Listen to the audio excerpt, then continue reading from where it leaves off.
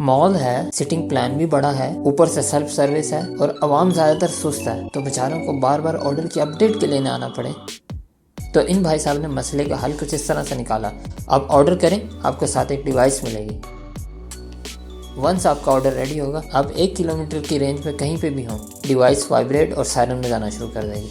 आप जाएं, डिवाइस वापस करें और ऑर्डर ले लें।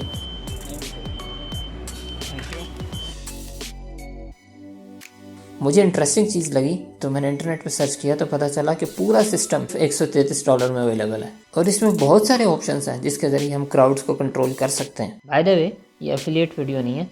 वीडियो का मकसद सिर्फ ये था कि आप अपने इर्द छोटे छोटे मसलों को टेक्नोलॉजी के ज़रिए हल करके लोगों के लिए बहुत आसानियाँ पैदा कर सकते हैं। बहुत शुक्रिया।